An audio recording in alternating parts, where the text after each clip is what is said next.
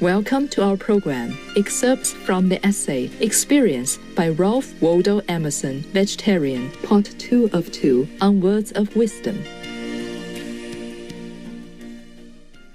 Ralph Waldo Emerson was a renowned 19th century American essayist, philosopher, lecturer, poet, and leader of the Transcendental Philosophical Movement. His literature influenced many celebrated writers, including Henry David Thoreau and Walt Whitman. Emerson is most famous for his essays, through which he expresses ideas of freedom, spirituality, individuality, the remarkable ability of humans to have profound realizations, and the relationship between the soul and the surrounding world. Ralph Waldo Emerson traveled widely, giving lectures, and became well known for his publications, essays, and nature. Today, we will read selections from Ralph Waldo Emerson's essays, second series, entitled Experience, in which the philosopher urges his readers to exercise patience, not be distracted by trivial aspects of daily life, and remain hopeful and open to the intuitive revelation that would offer the light of our life. Experience.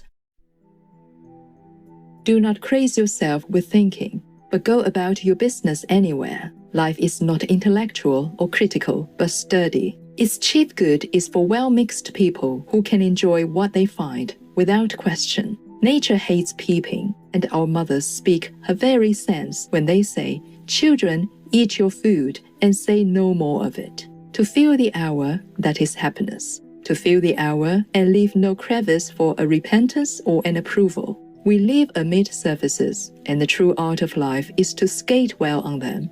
To finish the moment, to find the journey's end in every step of the road, to live the greatest number of good hours, is wisdom.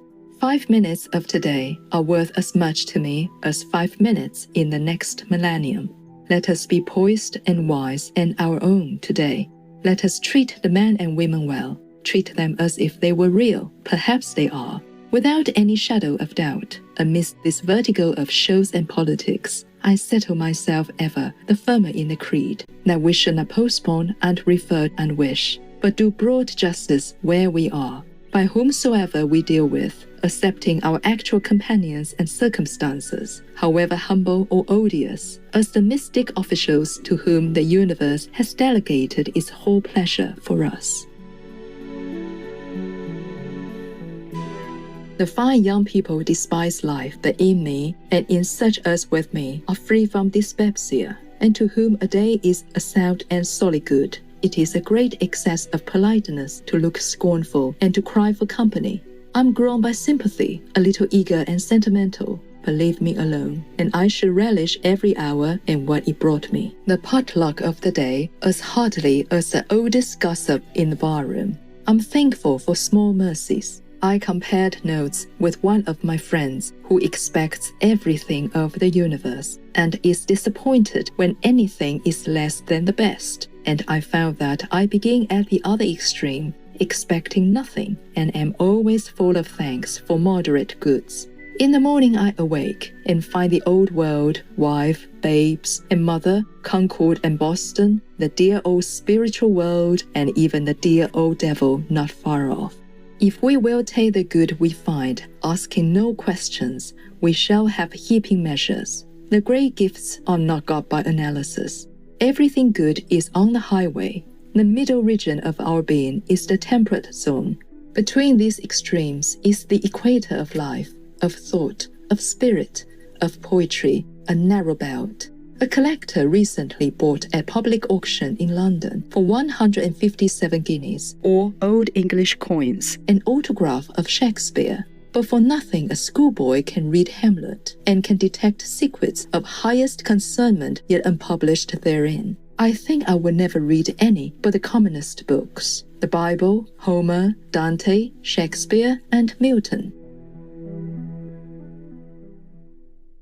How easily, if fate would suffer it, we might keep forever these beautiful limits and adjust ourselves once and for all to the perfect calculation of the kingdom of non-cause and effect. In the street and in the newspapers, life appears so plain a business that manly resolution and adherence to the multiplication table through all weathers will ensure success. God delights to isolate us every day and hide from us the past and the future. We will look about us, but with grand politeness, he draws down before us an impenetrable screen of purest sky, and another behind us of purest sky. You will not remember, he seems to say, and you will not expect. All good conversation, manners, and action come from a spontaneity which forgets usages and makes the moment great. Nature hates calculators. Her methods are saltatory and impulsive. Man lives by pulses. Our organic movements are such, and the chemical and the ethereal agents are undulatory and alternate. And the mind goes antagonizing on and never prospers but by fits. Every man is an impossibility until he is born. Everything impossible until we see a success. The ardors of piety agree at last with the coldest skepticism that nothing is of us or our works, that all is of God. Nature will not spare us the smallest leaf of laurel. All writing comes by the grace of God, and all doing and having. I can see nothing at last, in success or failure, than more or less a vital force supplied from the eternal. The results of life are uncalculated and uncalculable. The years teach much which the days never know. Patience and patience, we shall win at the last. We must be very suspicious of the deceptions of the element of time. It takes a good deal of time to eat or to sleep, or to earn $100, and a very little time to entertain a hope and an insight which becomes the light of our life. We dress our garden, eat our dinners, discuss the household with our wives, and these things make no impression, are forgotten next week. But in the solitude to which every man is always returning, he has a sanity and revelations, which in his passage into new worlds he will carry with him. Never mind the ridicule, never mind the defeat. Up again, O heart. It seems to say there is victory yet for all justice, and the true romance which the world exists to realize will be the transformation of genius into practical power. For more information, please visit Project Gutenberg, gutenberg.org. If we heavily subsidize plant-based foods and tax animal products, then it would drive consumers to change their behavior. Dr. Anita Kryant, PhD, vegan. Enlightened viewers, we thank you for your company today for words of wisdom.